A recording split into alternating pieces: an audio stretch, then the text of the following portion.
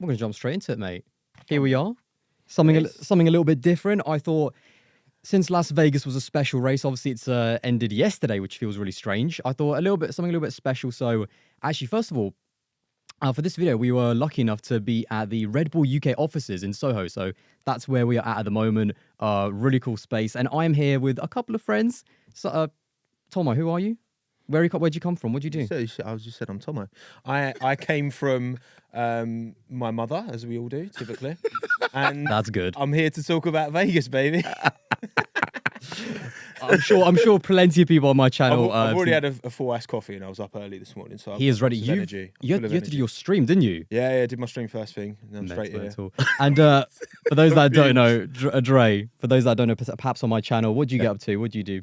Hello, everyone. I'm Andre Dixon, CEO of Verge Magazine, all things NFL majority of the time, on DAZN, and now I'm here with my friends. Chatting some Formula One. Mr. Instagram, right? If you don't follow Dre on Instagram, you're missing out, because this man is doing stuff all the time and it's great. Honestly, whenever I'm on Instagram, he is always just doing something with the NFL, massive NFL content creator. And again, actually, it's because of Dre that this opportunity to kind of film in this really cool space came up again. Like, you know, I actually didn't even realize that the Red Bull offices were here in Soho. So yeah, I've been to eat round here loads, but I didn't even know this was it. It's not for regular people. It's That's right. exactly VIPs You see? only. Ooh. Now you've moved up. Weirdos like us.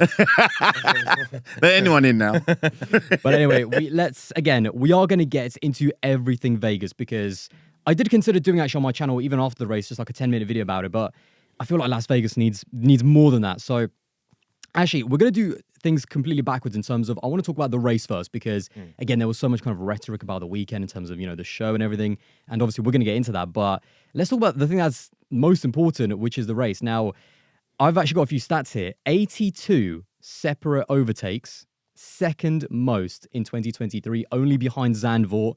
And we also had a three-way fight for the lead as well. So, I mean, many people were talking about this was the race of the season. And again, there was so much pressure going into the race after everything that's happened. I think the race was a banger. I mean, how did you see it, Tomo? Yeah, I mean, you say about the overtakes, right? And I think quality of overtakes is super important.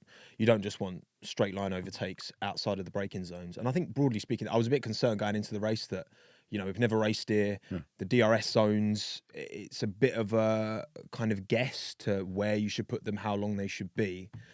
But broadly speaking, of those 82 overtakes, I would hazard a guess that the majority of them were in braking zones and they were wheel to wheel. So yeah, the quality of overtakes was really good as well, which I was impressed by. And like, broadly speaking, boys, I don't know. Yeah, it got off to a bit of a false start, but it was a banger. The race was top. Like, what didn't it have? I guess that's what I was at. What didn't it have? It had pretty much everything, I think. And also, what's quite interesting, and one of the reasons why I was saying to Dre, like, why I wanted to kind of get us together, is because me and Tomo, obviously, you know, for people watching my channel, we watch every single session. You know, we're so into Formula One. Dre is much more of a casual fan, which is, again, what Formula One also needs to be going for. So, again, how did you find the race? A bit of obviously a weird time, but kind of like, what did you think of Vegas as a race from like a casual more fan's perspective? I think, you know, it was the build up, because obviously I followed like all of the outlets. You know, there was a lot of negativity. Yeah, there's a lot of pushback. There's a lot of this is like too much overkill. People moaning about, you know, the glitz and glamour and too much show busy type of stuff, and I understand that, and I definitely get that. You know, obviously we're lucky enough to obviously just be fans, regular fans as we are, but then obviously we know people who are there. So obviously we're seeing their feeds, we're seeing the feeds for the outlets, F1's feed, and then obviously, you know, we're kind of concentrating on the race itself and the build-up. It felt strange. I'm being honest. Like, it was a unique experience, wasn't it? Yeah, and the thing is that, like, I follow a lot of American sports, and it was overkill for me. Really? For me, like, wow. You know, let's say Wednesday to Friday, it was a lot. But the thing is, it's Vegas, and I don't know what other people were expecting, because at the end of the day, it's going to be big, bold. F1 have put a lot of money. It's going to be American, isn't it? Let's be honest. Why are you going to Vegas? Yeah. Like, okay, you say all of like the glitz and glamour, and, you know, Max had a few choice words about, you know, his own opinion going into like the glamour around the weekend. I've got all the quotes, mate. They're coming up. we've been racing in Monaco since like the 50s. Yes. What's Monaco? Monaco is the glitz and glamour and the yachts and all that as well. So let's not pretend that F1 is this. Yeah, we go to these, thoroughbred tracks like Silverstone and Monza and Suzuka and all that, right? That are more about the tracks and the heritage and the culture around racing. Right. But we also go to glamorous places like Monaco and have been for most of the sport's history. So if Monaco's got, the only difference between Monaco and Vegas is Monaco's got that heritage in Formula One. In terms of the actual glimmer and like the glamour outside of the cars, Monaco's the same, and we accept it for Monaco. But Vegas, because it's new, it's different, and it doesn't have that history. That's where it's, I think, seen a bit more cynically. And I think, again, it all comes down to whatever people were saying. It all comes down to the race. And I think that element of it, I mean, again, you just did, obviously, your live stream. I saw a lot of people kind of online, ranking this race kind of like 8 out of 10, 7 out of 10, 9 out of 10. People, I think this was one of the better races of 2023. Now, 100%. Don't get me wrong. The bar this season hasn't been that high, kind of on average, but this was definitely, I think, up there with the likes of Singapore was definitely one of those. And I think that's what was quite good. And the track delivered. I think that was the most important part, because the thing about street tracks, I think they can be hit or miss. They can always be a bit hit or miss, but certainly, especially with the speed of it. And there seems to be kind of this new generation of street track where it's not the Singapore or the Monaco, it's really fast, like high speed street tracks like Jeddah as well, which, seems to kind of, I think Saudi kind of has produced some pretty decent races. So yeah, I think in the end, it was cool to kind of see a three-way fight between obviously Max, Charles, and Checo. All of them were in a position to win the race at some point. Yeah. And I think with about 30 or 40 laps to go, we didn't really know who was going to win. So that was quite cool as well. And I think that's why, regardless of whatever happened in the beginning of the weekend, which again, we're going to get into, I think the most important part of the race delivered. Yeah. Now, it doesn't make up for, again, what perhaps happened on the Thursday, in free practice 1. But it's, I think overall, for a first kind of Grand Prix, of course there were teething issues that there's always going to be. They have a 10-year contract as well. And Formula One themselves, actually bought the land of where the pits are to, build the pit building and stuff. So of course they have a massive vested interest. But I think as a spectacle, again, whether you're, super into the sport or more of a casual, I think the race was good. Yeah, and I think part of the cynicism also kind of came from the fact that Miami has not really delivered on track. We've not had a really good Miami Grand Prix. I think that circuit is fundamentally somewhat flawed. And I think if Miami had been a pleasant surprise, because there's always going to be cynicism to a new, especially a glitz and glamour race. And, even though a US Grand Prix has existed in some way, shape or form for most of the sport's history, there still seems to be this like anti-US sentiment, which is a bit weird when you really deep it. But at the end of the day, like, where Miami disappointed, I think a lot of people just expected Vegas to disappoint. And then Thursday gave people a reason to flog it even more. But actually, we've got this for 10 years, 10-year contract. Yeah. And it is very good for the sport. There was a good point. I was listening to an Autosport podcast and they were talking about how, tracks like Spa that are these thoroughbred diehard tracks, they're struggling to turn a big profit. Yeah. Well, if going to a place like Vegas and Miami and generating revenue through there means that we can go to these less profitable tracks, but the more heritage-based tracks and keep them on the calendar, I'm here for it. Yeah. And also, actually, another reason why it's so great to have both of you here, unfortunately, I'm going to miss out on this part, but both of you have been to Miami. I think you went 2022. Did you go both years? I've been both years. Both years as well. So how did you find Miami again as as someone who actually was there for the very beginning of both years? And also, how did it actually compare from? Because again, we're trying to look at what is Vegas going to be in the future. What are they going to change? So in terms of Miami, what was it like in 2022 compared to 2023? Like, did you enjoy it more? Like, did the experience, was it even better? I mean, the first year was... Also, by the way, since we are at Red Bull, I'm going to crack open a can, by the way, just to... I don't want to just randomly do it while someone's talking. Get the noise in the mouth. Oh, wait, here we go. Get the opening noise in the Oh, there we go. That's what you want. Yeah, the sound of energy. The first year for Miami was getting in the stadium was fine. It was all... like, because obviously they have the Miami Dolphins there, and they're very much used to big crowds coming to that stadium or being in that area. Yeah. However... it's on the way back out, it was chaos. And that's where, there was a lot of like teething problems. That was like, getting in there, literally you can get in there, park your car, and you can get in and out into the stadium within about 30 minutes, easily. Now, on the way out, it took me 2.5 hours to nearly 3 hours to get to my car. That took me half an hour before. So there's those types of things.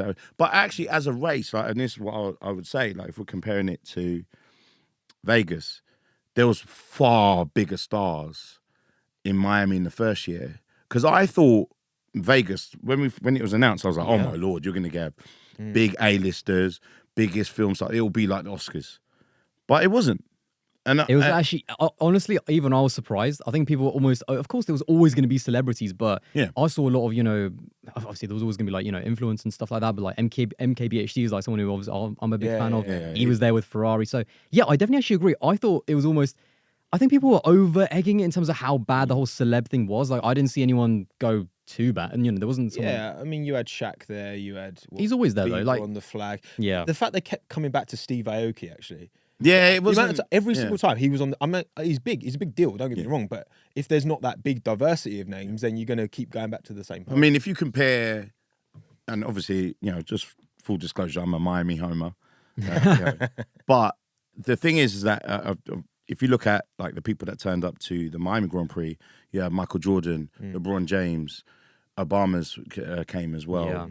Yeah. You had like NFL players. Obviously, they got the Dolphins players who come here as well. So it was like big hitters. Like everywhere I looked in the paddock. Luckily, I'm lucky enough to be there. That you saw everyone there. Even Cabby. For people on Instagram, big, like you have big time people there. But in Vegas, from what I saw, I was kind of underwhelmed with the star power. And that was like supposed to be the big thing about about going to America, going to places like Las Vegas. So again, I think it was almost a little bit overplayed about this whole like celebrity thing. Was it though? Like, because at the end of the day, we were down the strip, and some of those panning shots. What looked in it looks amazing. It looked like straight out of a video game. Like it didn't look real. Yeah. And I think that's the Vegas is its own celebrity. Yes. Right? Vegas itself, the place is the celebrity. That's the entertainment capital of the world.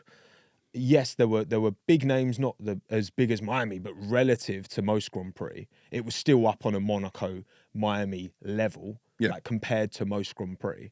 So I think Vegas itself is enough to shine. You think so? Yeah, I think Monaco is where you're going to get the heavy hitters, like big names. I expect them to be there, like the Capros and people like that. Obviously we've had Brad Pitt at Silverstone, but normally you'd see him. If you're going to see him, you'll see him in Monaco. He's still doing that F1 movie with Lewis, isn't he? I think Lewis is helping out. I think you're right. Definitely the Vegas itself and the track and the when you have the helicopter view and you can see that a big F1 sign from the bird's eye view. Amazing. Look, salute to those guys who do it. I know a lot of people worked on that, and it's been like a year and a half of them just like working day in and day out on that thing. I think for me, like, as I've been to the Vegas thing, but like to the Vegas race as yet. Next year, holler at your boy. But I definitely would say like the Miami. Answer to your earlier question, there's a distinct improvement. There's a lot of improvement between year one and year two. Year two was a breeze. It was very well organized. It was easy to get in and get out. There was lots of stuff on the build up before, parties and events and all those things. And then what I found as well, and this is why it's always going to be a popular destination, and I think that people are going to have to just get used to it. If you don't like American race tracks, then I'm sorry, you're just going to have to deal with it. And there's in terms of the US, there's only, if we actually exclude Austin, which is not that kind of, it's not about, in Austin, it's not about the show. No. Austin is one of those traditional tracks, really good for racing. It's 2 races out of what, 22, 23, 24 race calendar? But people just don't like change. They just like to moan.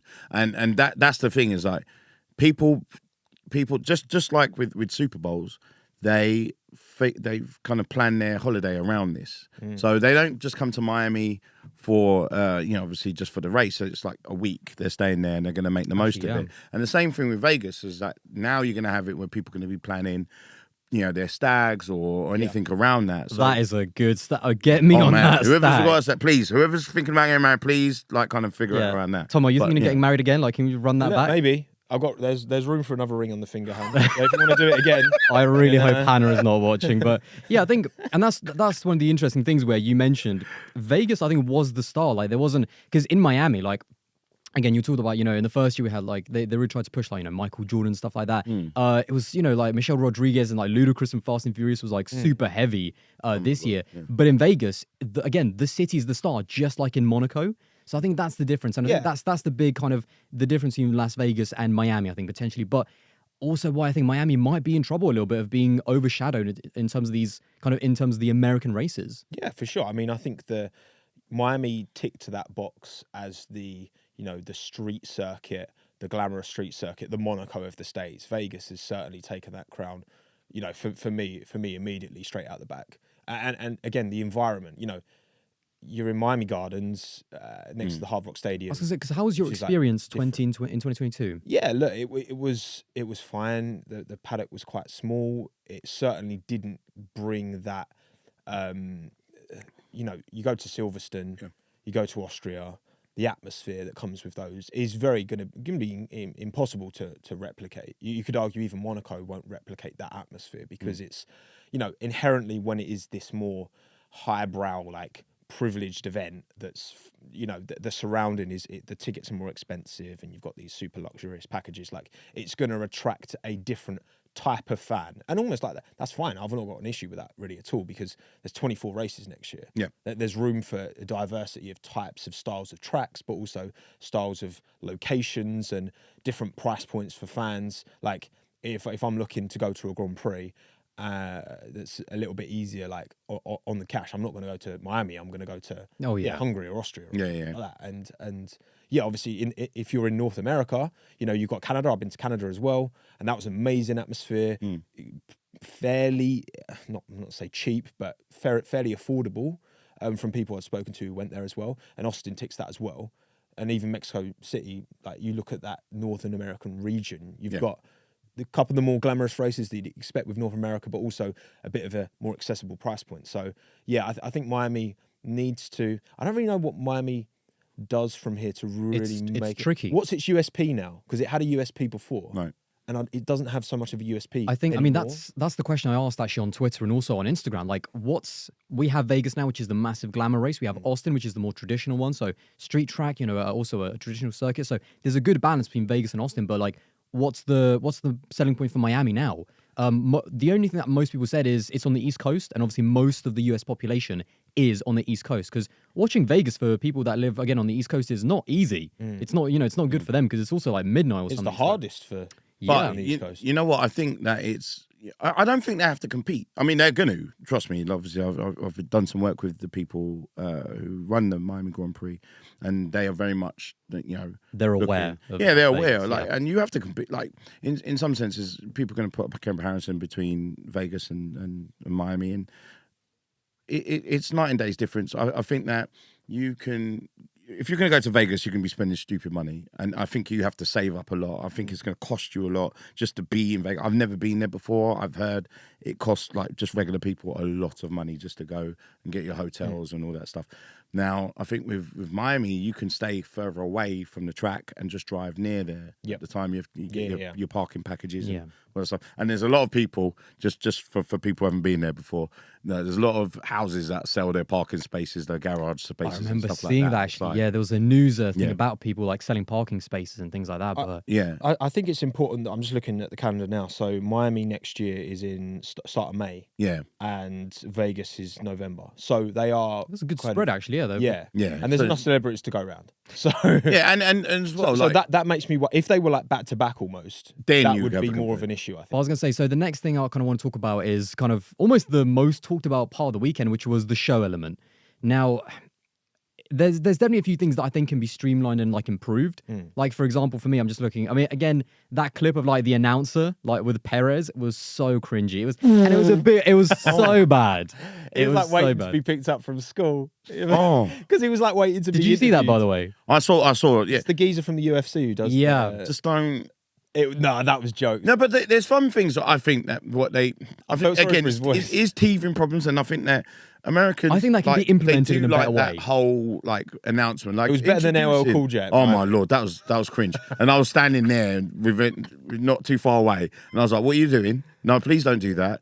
I think they. I think that He didn't hear you. He didn't hear you. You need to speak up. I know. I should have shouted. Please stop it. I was too busy looking at. I'm a sneakerhead, and J Balvin had his debuted his trainers there. Oh, nice. Both of these two are massive sneakers, aren't you? And that's when he debuted his. Sorry, I'm going off topic here, but he debuted his trainers there. So I was very much focused on that. And J Balvin was standing right in front of me, and I was just like drooling over his. But trainers. but to be fair, that LL Cool J like intro was pretty strange. Oh, But again, so that's the things that I think can be streamlined, because I think the opening ceremony in Las Vegas was, I think, also hit or miss for a lot of the drivers, certainly. And I'll tell you what Max actually said in a second. And also for me, I don't know if you guys saw as well, the podium ceremony. So it began like at the start, finish straight. Then they put them in this Rolls Royce. They take them to the Bellagio Hotel. Like they do the interviews there. Then back in the car to the start, finish straight to where the podium is. I think that there was like 20 minutes between the race finishing and the actual podium ceremony, which to me was a bit too long. Yeah. Like that drive backwards and forwards was just. That to me was one of those things. Streamline it, or maybe just make the podium at the Bellagio Hotel. Then, if you really want to do that, I don't mind doing that stuff as long as you can execute it well and seamlessly. And again, the whole issue with like Checo, like it felt very disjointed, and it wasn't like if you're gonna give yourself all that extra work to have this fancy, drawn out ceremony. I don't have again if it feels Vegas, I'm cool with it, right? I think it's really nice when F1 races, wherever they are in the world, really make an effort to reflect their nation. Be that, you get that a lot pre-race with the when they're doing the anthem, like national anthem, and they have people of local, it reflects the. I think like Mexico's the easy ones, 100%. Exactly. They've got like 100%. Whether it's like the singers, the dancers, or even like just the people there. Everyone's kind of that you're in Mexico City. Like you can see the culture and the heritage. So do it, but like do it properly. Do it so that you can actually. It feels like a seamless production. That's what I'm saying. And I think that's one of the things in terms of the show element. And also, people who don't like it, you can just turn on for the race. Yeah. Like it's not, if you don't want to watch it, then I don't think you're not forced to actually watch it. So that's one of the things that kind of always stuck to me. Like if I understand people don't like it, but you can just watch the race. You do have that option. But also, I think a lot of that stuff it comes across probably better in person because you get that atmosphere. And ultimately, like, yes, 98% of people watching are watching through the TV screen. But the experience of the fans who are there, who've made the effort to go, is, if not more important, I would say. Like, they have to be priority, I think. And the broadcast should do as good a job as it can to try and reflect as much as it can. But at the end of the day, you're watching a rectangle on your wall. Like, you're only going to get so much of that feel through it. But actually, if this stuff reflects Vegas and gives a good show to the fans who are there and have made the effort and have paid all the money to go there, then I'm cool. Yeah, because I think the amount that it's going to cost you to get your ticket and then obviously hotels, flights and everything like that, I want more than just a race. Yeah, 100%. I want everything. Yeah. Especially if you're going to Vegas and like the amount of, Vegas was by far the most expensive. It goes Vegas number 1, Miami number 2, because I saw this graphic that a bunch of people put up. And then after Vegas and Miami, there's a massive drop in the average ticket price. Not if you waited to buy your tickets a couple of days before, because they dropped a lot the Vegas tickets because they were struggling to get rid of all. There was I think a lot of seats empty. But to be fair, from the broadcast, it didn't look like it. Like it looked like there was a good crowd. Yeah, I mean they're going to focus on the main strip. Yeah, I think a lot of locals got tickets free. But this is the thing. I think that when the race was announced, think about the first imagination that you had of it, like them racing down Vegas Strip. Yeah. And then that's what you got. And it looked amazing. By the way, I would say, honestly, there was a few times where I just had to go like, I had to sit back and go, wow, this shot is stunning. You're watching cars go side by side, the helicopter pans out, and you're, on the Vegas Strip with all the hotels, the lights. It gave me goosebumps, honestly. Like, it looked really cool. I mean, but how did you feel about, so in terms of the show element, how did you feel about it? Because I know you saw some stuff on social media as well. That reaction, yeah. The thing with Martin Brundle and Shaq, that was like, cringe. But I don't know whether it's done on purpose. I don't know. Like, it feels like it's like just like that. It's a bit of like, I know he had no interest in talking to Martin Brundle. But Martin Brundle knows this and he's still going to ask you questions anyway, knowing that he's going to get that clip. And I just, for me, it's just, I thought it was hilarious, to be fair. It makes me cringe, but like it is good. But I think what it is, I don't know if you guys noticed, there was like a little bit of a beef between US fans and European fans, more so UK fans, and with this slagging off of Vegas, and then after that, well, actually, all the outlets were being quite negative as well, and then after the race, because the race was great, then all the outlets was changing their tune, Yeah. and then the Americans were coming back and be like, "Well, what are you saying now? Have you got that same energy? You was moaning about it before." So I think if people have to accept that in any sport, and this includes NFL, this includes F1, because there's a lot of similarities with the fans where they want this wall up and they want to keep the sport as it was when Schumacher was driving and there was hardly any money in the sport and things like that. But the sport has to grow, otherwise it will die. Yeah. And you need new fans. And yes, I mean, actually, to that point, like the teams at that point were like they were almost pulling out in the mid 2000s. Like they were threatening to have like their own breakaway series because they weren't happy with the money. So again, like you said, and also like Tom mentioned, if you don't like these races, then it's worth it to have the show element, because it allows us to go to those historic tracks, which financially they're not bringing in the money. So it's like, it's one of those things. And certainly, I mean, when you talked about, there was obviously a little bit of negativity from some of the drivers as well. And I think it's time to talk a little bit about Max, because there was we're going to talk about the 180 that I think he almost kind of did, because he was the most vocal. I think all drivers had something to say about it, but Max was definitely the most vocal. And in terms of like the opening ceremony, I mean, the quote he gave for this was, "For me, you can skip this. It's not about the singers. We are just standing up there looking like clowns." And he also said that he felt it was 99% show and 1% sporting event.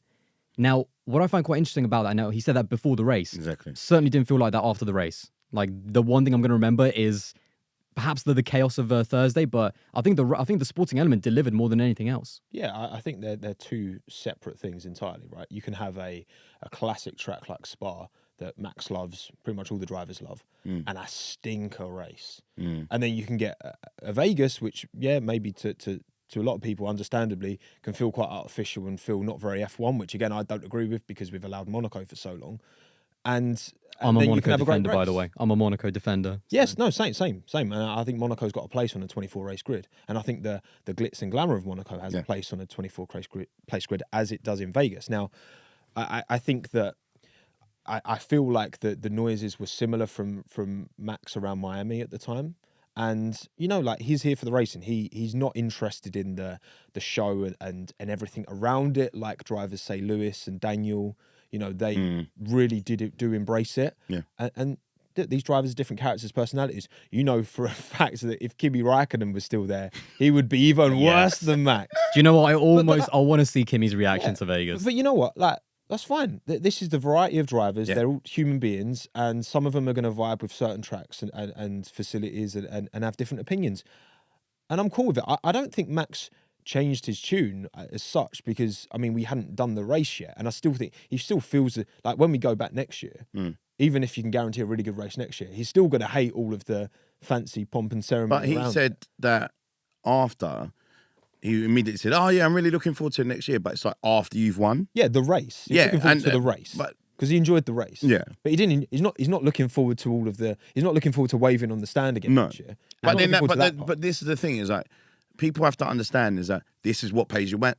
Yeah, no, for sure. So therefore, like, if you have to look, if I told you you have to stand out there in the street and just wave at people for half an hour, you might feel like a plum. But if I'm going to give you £4 or £5 million, you'll do it with a smile on your face. Yeah, I'm taking that. So let me know in the comments. Would you take that bet? I'm down. But that's the thing. Would you rather Max pretend that he likes it, or just be honest that he doesn't? Oh no, definitely. There was a lot of that on Twitter, and actually, or the platform formerly known as Twitter.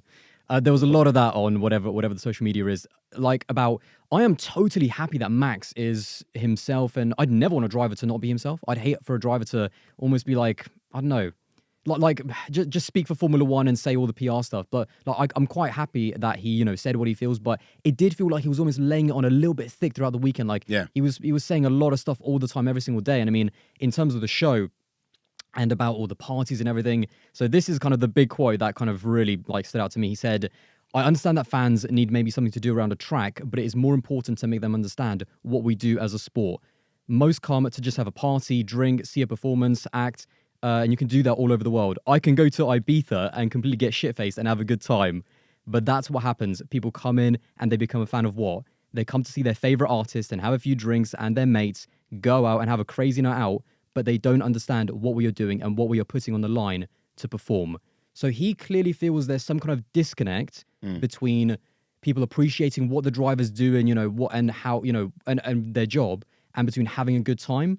But this is one of the, but I feel like, again, like you said, if you're paying massive amounts to see these drivers, whatever, I think you deserve to I think both things can be true. There's going to be fans that both appreciate the drivers and have a good time. Yes. And just fans that maybe do just want to go there just because it's an event and have just go there for the parties or whatever. Yeah, I think maybe that generalization was a bit unfair from Max, because I think there is, you had people coming from all over, like North America, to watch that race. And yes, like Monaco, you get more hardcore fans there, but typically compared to a Spa, there's a bigger portion of, high ticket, more interested in the party. And of course, you're going to get that. It's the same in any sport. It's the same in football stadiums. You get the corporate boxes where people aren't even watching the game. And you know what? Like, that's always going to cause a bit of a loggerheads between fans. I think Max, I think that was a bit of an unfair generalization from him, just to like that all of the fans there are just going to be there for the parties. But again, Monaco, the amount of people just sit on their yachts, like all race, and aren't even watching what's going on track. That famous clip when a woman's exercising when the cars are going past. That's the thing. So for me, it's like, again, Monaco gets the pass because of the heritage. Yeah. But actually, fundamentally, to me, I don't see any difference. Yeah, but what he does is he speaks for the fans that are just only interested in how things were. And they just I think definitely that's what have. he's like as well. He's a super traditional. He's from the wrong generation. He just cares about the racing, yeah. But that's fine, and you can have that. But then people have to understand is that every sport needs new fans, because at the end of the day is that they can't rely on the same fans who are 50, 60, 70. They need new blood in their sport, and then new things attract new fans. So therefore, like each of the sports, and this is what people have to understand, each sport has to compete against other sports. So the end of the day is that you can't have it as it was before, because you have tracks, as Thomas said, that serve the traditional no frills racing. Like Silverstone. I mean, we've all been. I think we've all been multiple times. Like, we all love Silverstone, and that's one of the traditional ones. And I think parties there. Badass exactly. party. And also, I think Silverstone is one of the more, actually, it has high ticket corporate stuff as well. It kind of does both. I think there's not too many tracks now that don't at least do a little bit. I mean, maybe like Imola. I feels very, very like just Hungary and very, very like just the racing. But I think even Silverstone's going more in that direction. Yeah, I mean, with the paddock building, I think across. I mean, mate, some of the prices there. I was there with Red Bull, and I had the lovely little steaks. And he was there with who's it? Paris Hilton or something as well. She was there. Badass party, McLaren. Shout out McLaren. That party cannot be topped. Exactly, but again, Red Bull have something to say about that. They're not going to be happy with that one. I mean, they've got to top it. But that's the thing that I think all teams are trying to get into kind of like this.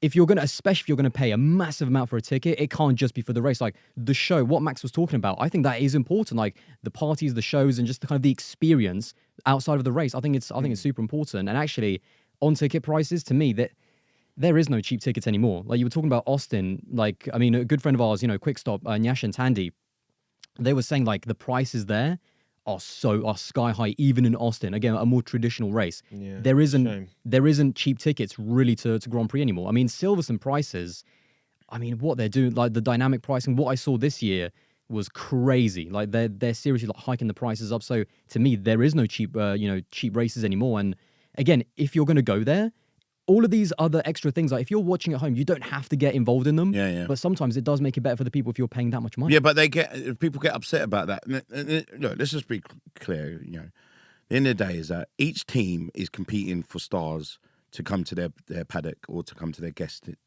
hosting and things like that, because they want the attention, they want that money, they want that pull. But the Red Bull, as well. Red Bull, shout out to Red Bull, but they definitely lean into that heavily. The celebrity star, focus. Mercedes do as well. I think that at the end of the day, this is something that fuels the team. It pays for a lot of their bills. You cannot have a position where teams are going under. That's what you don't want. You don't want teams running out of financial money. Obviously, like what happened with Williams at the start, like where Claire Williams is like, how are we going to pay for the bills? And that's why they had to sell the team 2 years ago to Doralton. Right. The thing is, though, I think the the financial pressure on the teams is arguably, well, you could argue with the cost cap, it's not as high as it used to be. But also, I think when you've got F1 spending hundreds of millions, over 500 on Vegas, out of the business's pocket, right, and not having an external, organization run that event, I think you are also raising the financial almost bar. And I know you say, Dre, like the sport needs new fans. And if you're going to spend like 500, 600, 700 million, whatever it is on Vegas, yes, you need new fans to almost like plug that financial gap, because F1 have taken a big punt. And I think that's part of the reason why Toto was so vocal on Thursday. Yeah. Like, because he's the only team principal who owns a significant third share in his F1 team that's valued at about 4 billion, according to Forbes. So it's like, we got to the stage now where the sport's getting away from the regular fan, because they know they can, like Silverstone can do that pricing because they will still sell out, and they know they will. And almost like, it feels like F1 is, I don't know, I don't like the way it's moving in this hype. Like the Vegas Grand Prix was great, but I think it's reflective of a strategy from F1 to build this sport and get those more high ticket people in. But then that is inevitably going to raise the bar for everyone. Teams have to then raise their bar. The merchandise prices are crazy at the minute. Like, it was nuts. It's insane. And like they charge, it's an extra like third, I think, on top, just buying merchandise. Imagine going, like, you can see on your phone, right, this hoodie's 50 quid, and you're there at the event and it's 75. I think it'd be more than that. I mean, mate, the prices of the caps. Yeah, some of the prices. They were selling The caps caps for are like, mad. was it 70 quid? Or like, I think it was like dollars. I think it was like $70 or $80. You buy it online with free delivery. It's crazy. But that's the thing. And it's pricing out, cost of living and all that, especially here. Like, I can't speak for the rest of the world, but in the UK, it's an unfortunate kind of move away. And look, this sport has always been a sport born out of privilege Wealth. and the rich and wealthy when it started in the 50s. Like, it's never really been actually for the middle class and or it's even really, lower class at all. But it cultivates a huge varied interest online. And it's like, I feel like, I don't know, it's going to be harder and harder for regular people to go to these events. It's just going to, it's going to take more and more time to save up. Yeah, but I'll push back on one thing, like regarding like the merchandise, and just full disclosure before anyone puts in comments. Obviously, I was part of the promo for some of these exclusive collaborations. Now, the thing is that they are very expensive, but they're one-offs. You don't have to buy them. You can buy the regular team merch.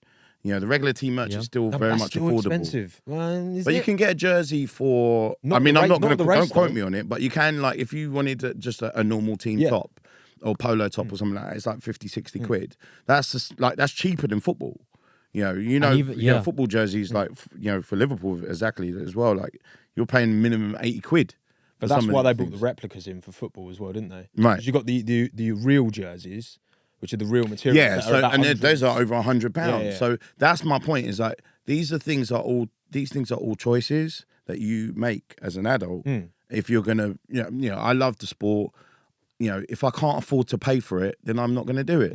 I can't moan that these teams are, the prices are raising, and I want to get that McLaren or Red Bull top, and it's a collaboration one, and I really want to get it, and I can't afford to get it. And it's okay, well, it is what it is. Like, you can't do it. I still think, though, like 10, 20 years ago, it was much easier for a regular McLaren fan to go to a race and buy, you want to represent your team, right, and buy the cheapest version relative to average, like, salary. Right. I think it seems like the cheapest buying point really is to buy stuff from last season that's for sale. Yeah. That's what I do.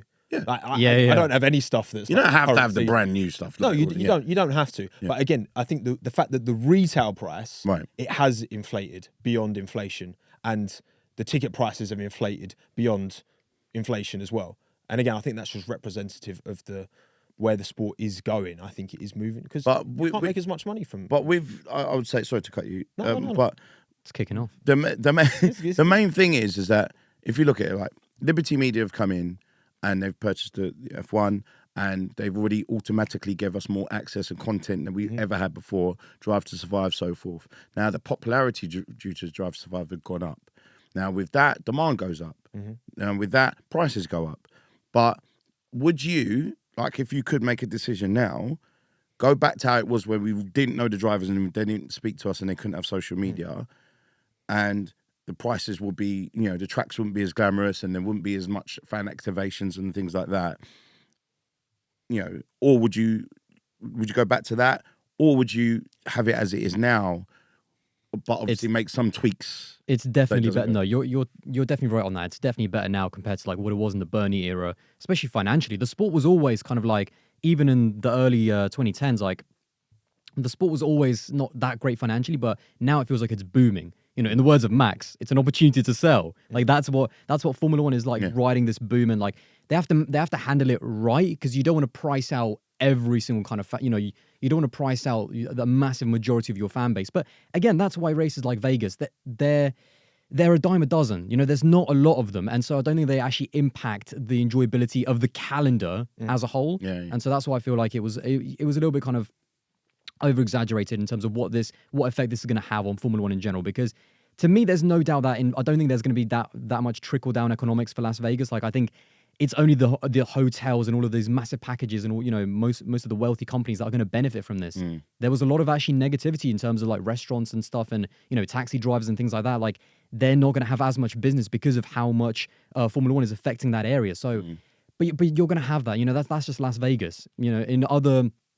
In Hungary, for example, I think it's different. I think taxi companies like how many taxis were there in Hungary when we went there? You say it took long to get out of Miami first year. To get out of Hungary took us like 4.5 hours we were queuing for. It was crazy. Yeah. But the cabbies do well, although they're spending half their time like sitting in queues. So actually, I don't That's true, yeah. know how well they actually do. But yeah, it's and the thing with Vegas is the first time we've gone there, and we as non-Vegas residents, you just think of the glitz and the glamour, but it is a city with other economies and other businesses, just like any other. And yes, it's known for the casinos, but yeah, there are like genuine, which I think probably I was guilty of being a bit naive to before this as well. Like it has affected a lot of people's lives, and it will take time. Like you said, Miami's improved massively second year in terms of those kind of operations. And I like to think for Vegas, obviously they've done so much. They've re-tarmacs, they built the pit building, all this stuff that's done now.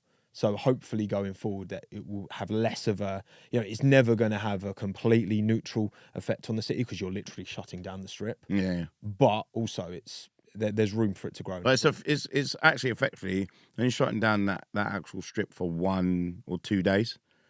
Or 3 days in total. Yeah, I guess where they're condensing the... Yeah. And actually gets opened up. So in between, like, for example, qualifying and the race, it does get opened up again. Because you get regular traffic going through. Yeah. But the thing is as well, is like, Liberty, they're focused on America. They want to break America because that's where the big money is. So therefore, like, people are going to have to get used to it because at the end of the day, is that with that, there's a different culture. And with that different culture of, I'm buying my ticket, what do I get? So if you are into NFL or you're into NBA, this is the equivalent of a Super Bowl. Yeah. So if I'm buying a ticket for a Super Bowl, it's going to cost me a lot of money. I want, as I said before, more than just the show. More than I the want game. more than just a game. I want more than just a race. And with that, that's where the whole razzmatazz comes in. Now, I do want them to cut down some of the corny stuff. The intros and, all of that type of stuff. Like, I think it could be focused a little bit better. Like, I remember actually something that I do quite like, 2017, I think it was, in Austin. They got, like, the drivers were, like, coming out of the garages to, like, some music or whatever.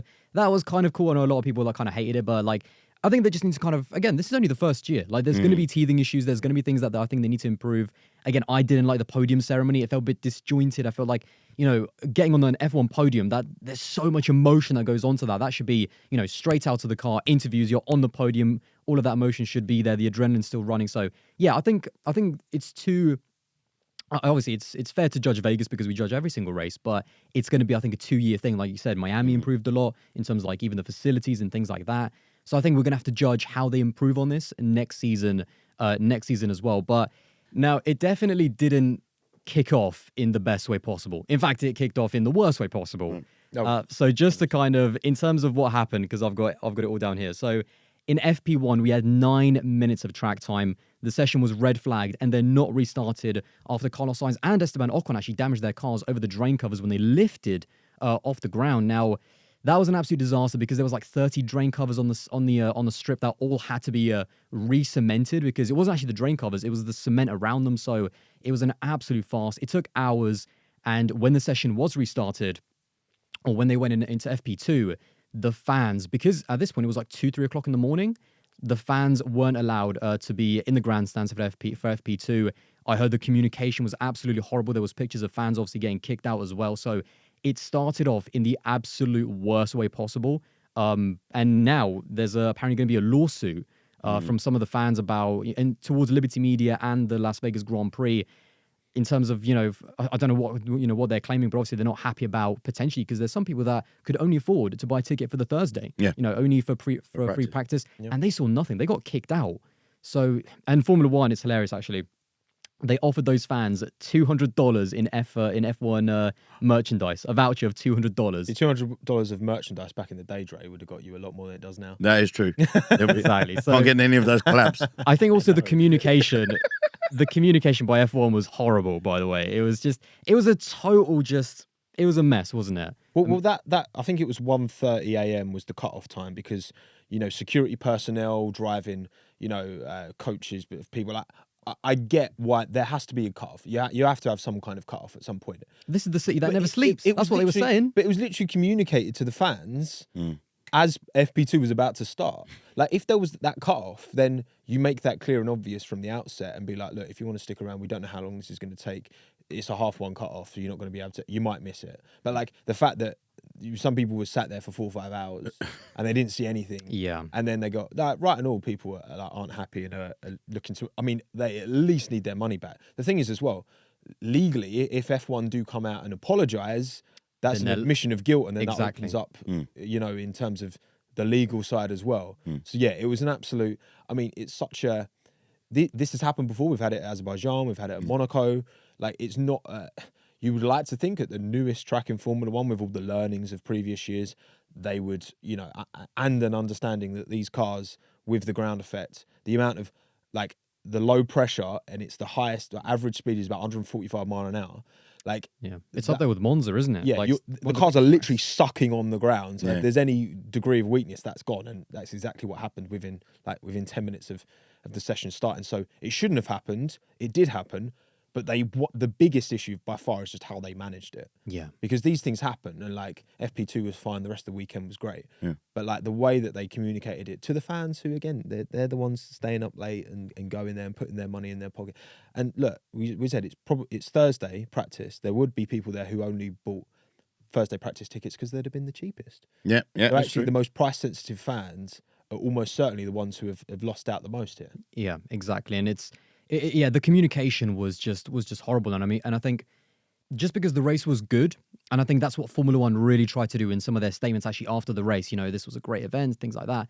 Just because the race was good, it doesn't mean that we forget what happened on the Thursday, because it shouldn't have happened in the first place. In terms of the drain thing, that to me was actually startling, because how do you not think about that? Of course they thought about it going in, but this is something that's fundamental to Formula One, fundamental to, this era of cars as well, with the ground effect and how, the impact that it's going to have.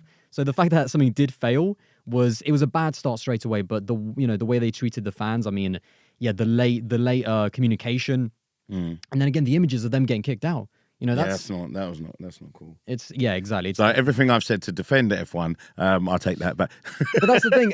That's what I feel like, going away from this event, there's definitely things to learn. There's definitely things that they need to do better. I mean, what did you see actually from Thursday and everything that happened? Well, I was going to ask you guys, like, obviously I would watch it way more casually than you guys would, but has this not happened before in other tracks, like mistakes with the street tracks? Yeah. The drain covers have come up because before. I think people are acting and this as if it's never happened. As it's never happened. And see, this is another thing. And I think again, it's all about the actual coverage of things. Now, if fans were getting escorted out or kicked out and not seeing nothing, then I do think that there should have been something they could actually done to if that's true. The $200 of F1 merch isn't enough. Yeah, for you? exactly. Well, no, that's the, well, you know, That'll buy you again. that'll buy you maybe a Ferrari cap. Ferrari thimble. Yeah. But there should be something they can actually do to make hang up for on. it. It is the fact that it's happened before a defence, because I don't think it is. Because surely the fact that it's happened before means that if you're designing a new track, a new Grade 1 F1 circuit, that by the way has never been tested before, which is why this happened. Because if it was a traditional circuit that wasn't on the strip, you can obviously test that track out for weeks beforehand. This literally like got approved. Like it was very, very last minute how it all came together. Right, and I think that wasn't ideal. I think it's more the optics more than if this happens in I don't know, Silverstone or something. Yeah, no one cares. Whatever, it gets fixed, like, and then bang, they're ready to go. There's no drain covers. I think because it's a purpose-built track, and this only exists at street circuits. But that's the thing. I think it's more the optics. Instead, forget about what happened. It's more the optics because for sure there's a mistake. Because first of all, you should that should be on top one of the top things on your mind when you're building that track.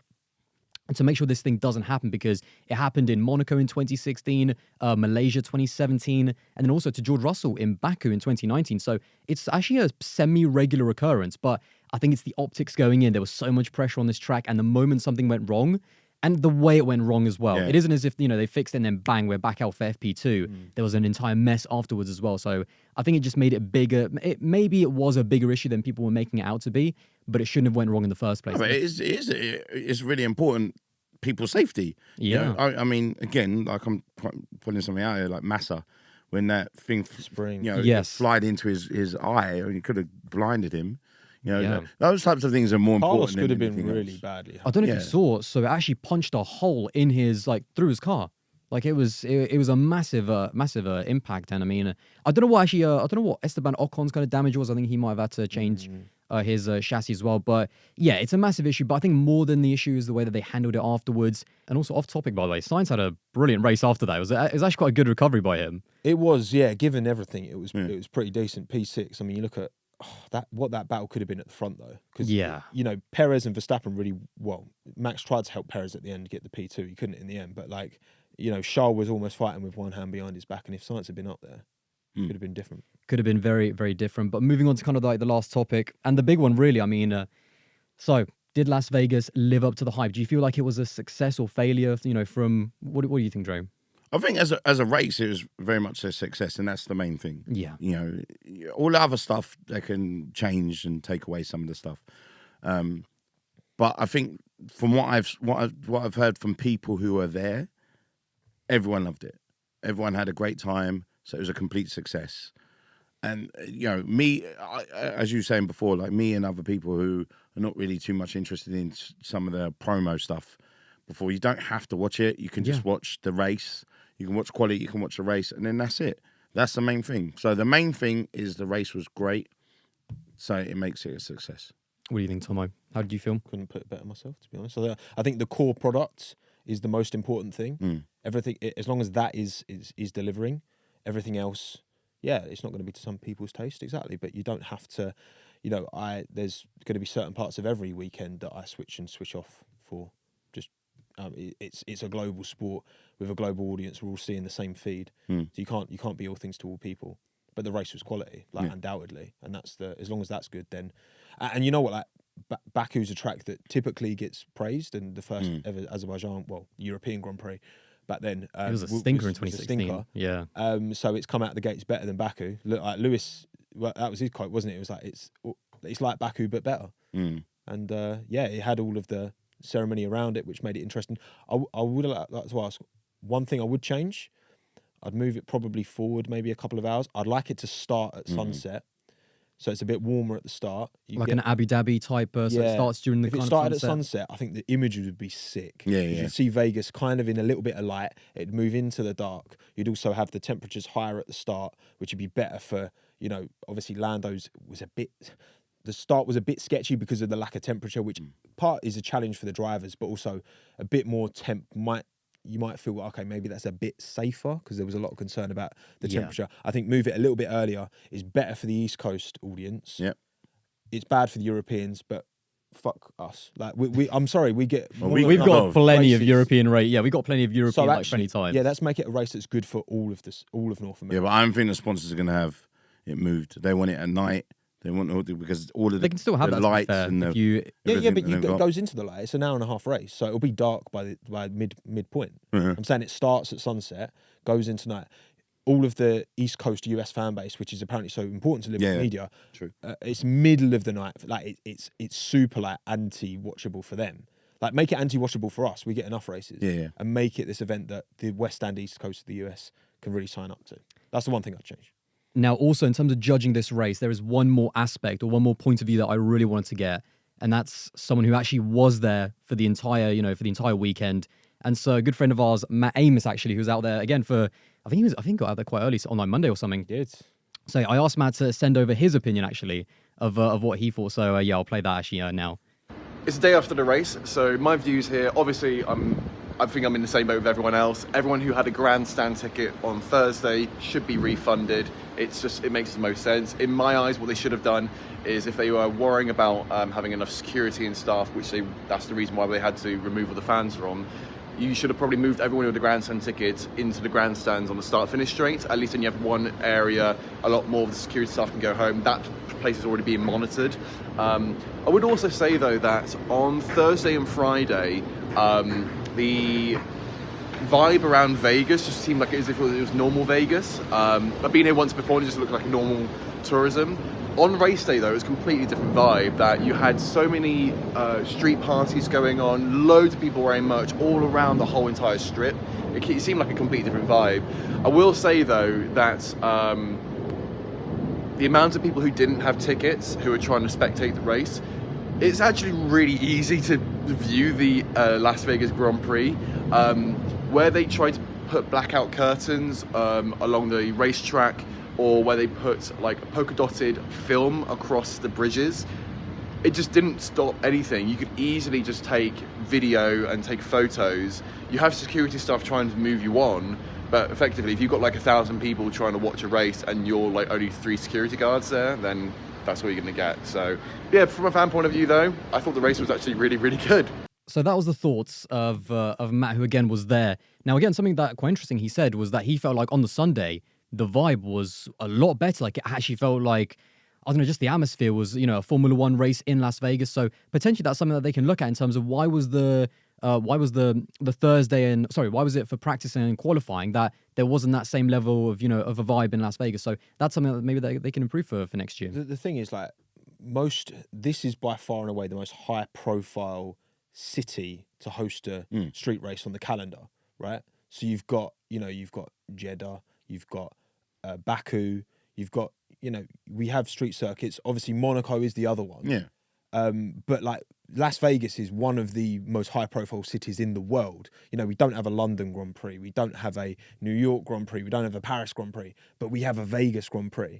So I think Vegas, I said before, it's its own celebrity. I think Vegas lives and breathes itself on a Thursday, Friday. Maybe that's why, because there doesn't need to be the same attention. Like when it's in Baku, that's Baku's big event of the year. Yeah. And so, there's always stuff going on in Vegas. So it doesn't really need the F1, I would say. It can live fine without the F1. So I reckon when Matt said that, that's my kind of first thought. Vegas doesn't need F1. It's not a massive part. If there was a race in London, London's not going to stop on Thursday, Friday. It's still going to carry on as London. We have events all the on time. Race day, different story. But yeah, I would say that. But I think from that, from what Matt said, it seemed like, super positive. Like, again, it's I think once you get past kind of the disastrous, like, beginnings of the weekend, it felt like, Matt, who was there, he had a really good time. We watched the race, we enjoyed it. Again, I think there's certain elements that can be streamlined for the future, but to me, it was a massive success. And a few quotes from the drivers that I thought were quite interesting. Lewis at the end said, for those that were so negative, I think Vegas proved them wrong. And then more than anyone, Max, after all of the things he said, when he was there at the Bellagio, getting interviewed, he said, I'm excited to come back next year. And I think that's the most important thing. Now, I know that he was more frustrated with the show element rather than like the racing. I know he said the track was, I think he said like Nations League compared to Champions League, compared to some of the, when he compared it to like the proper Grand Prix tracks. But the race delivered, if someone like Max is excited, if he can get past the show element, I think that Vegas has been a success. I think there's certain things that can be improved on it, but I think for the future, I think this race had a better debut than I think a lot of people are making it out to be. I think, yeah, but people just like, again, the traditionalists don't want change. Yeah. They want things as they were before, and they don't like Americans coming in and taking over the sport. They own the sport. They're focused on getting the sport more so prominent in America. I'm being honest, like, since I've been watching the sport, there's been more Americans speaking about the sport than they do, like, just as much as Premier League. You know, everyone's got a team that they like. They know some of the drivers. Now, the thing is that they have to do some of that razzmatazz stuff to get more attention to the drivers, because people don't know a lot of these drivers. Everyone knows who Hamilton is. They know who Verstappen is, but they wouldn't know, you know, who drives for Haas or anything like that. Like, these guys need that attention as well. So I think they've got to find a way. Please, again, take note, Miami Grand Prix. Please don't do that intro again, please. I'm repping you. Please rep me. But yeah, I think there's things they can do to make it not corny, but we also have to be accepting that there's going to be some differences in intros. Yeah, for sure. I mean, any final thoughts leaving Las Vegas first time? Yeah, I mean, look, all in all, I think it was a pleasant surprise, mate, because I think the show, like, that's just what I expected. I expected it to be the way it was. I honestly expected it to be more corny. I'm not gonna lie. It was the track. I was first and foremost, because street tracks, when it's a lot of straight lines and slow speed corners, it's very, very difficult to, you know, you can look at a old track like Catalunya in Spain, and that track's been around for time, and it doesn't really work for F1 racing because it's, you know, a lot of medium speed. It is maybe a bit better now sorting out the final corner, but looking at a street track, that was my biggest, you know, you just don't know. Because street tracks can be massive hits and massive misses. This first race was a massive hit. And look, in the same way that the first Baku race was a stinker, next one was a banger, 2017 was a great race. You know, there's no guarantee it's going to be amazing every single season, but I think part of the reason it was good is because I think these regulations are starting to work. And I think it wasn't just that we had that three-way scrap at the front for the win and Leclerc being up there, but also throughout the field. Oscar Piastri was making moves for days. Yeah, and look, the deltas in qualifying were super tight. Yeah. Crazy tight in quali for a 1 minute, I think 30 something. It was 1 minute 33, and at one point in between Q2 and Q3, I think a 10th was like 5 places. Yeah, that's why Lewis went out. Lewis wasn't even that much slower than like some of the guys ahead of him, but those are the margins. Again, and I think this track does seem, as long as the drain covers stay on, it works for F1. Yeah, I think we've seen that this current modern F1. Yeah. If you plug a different regulation set, you know, you take the 2017 regs and plug it into this track, it might work better or worse. You know, a track is only as good for F1 as the current state of F1 is. These are ground effect cars. You know, the general scope has kind of closed up somewhat, and it should close up even more next year, which should, on paper, hopefully give us an even better Las Vegas Grand Prix next season. So. I think leaving this weekend, the most important, apart from everything that's going on, the most important part of Formula One was the best part, and that was the race. Yeah. You know, this definitely wasn't 99% show, you know, 1% sport. It was a great race. I think, again, stuff can be streamlined, it can be made better, but if races like this, you know, 2 or 3 times a year can allow us to have those kind of heritage tracks, you know, this race is for the sponsors, it's for the blue chip, you know, it's for the millionaires. It is what it is. You know, that's unfortunate. Just, you know, if you don't like that, that's the reality of business. That's the reality of Formula One at the moment. But I think as a show, I think it definitely delivered. And I think, leaving. And listen, like, we're watching from home. We're still enjoying it. We're still paying our feed to Sky or DAZN or wherever you are in the world. You know, they're still getting their money from there's a cap to how many fans you can get into a Grand Prix. It was like 315,000 at Vegas this weekend. But there's no real cap beyond the amount of humans that exist to the people who watch overseas around the world, and that's still generating money and revenue and value to the sponsors as well. So. And what do you think, Dre? Last kind of thoughts about Vegas. Success? Yeah, a complete success. I think that, again, it's the most important thing is that actual product itself. The race was great. I'm hoping for bigger stars next year, Vegas. You got to compete with Miami. But it's because you want to make it out there. That's right. Yeah, we'll holler at your boy, people. Please get. Actually, you know what? It'll be interesting to see. You know, even as just us buying tickets, what it's like over there. Yeah. Yeah, I would like to see what it's like over there, because obviously we're living through the eyes of a lot of people that we know, and obviously the outlets. But again, everyone was positive about it. There was no one moaning about it at all. So salute to Vegas. Salute to everyone. I think to answer the question, I think it did live up to the hype. You know, I think, again, there's stuff to improve, but It was definitely an enjoyable experience. It definitely it gave us the American flavor of what I'm sure is more to come in the future. But yeah, I think we're going to wrap it up. Once again, a big thank you to Red Bull for allowing us to kind of like film in this podcast studio in their Soho headquarters. So yeah, really kind of cool experience. We need to do it again a little bit more, I think. That's it. Well, you're moving to London, so Exactly. Yeah, I'm no, going to we'll be here local all the time now. Exactly. So yeah, plenty more podcasts. Podcasts hopefully from the Red Bull HQ here. And yeah, that's it. We're out. done.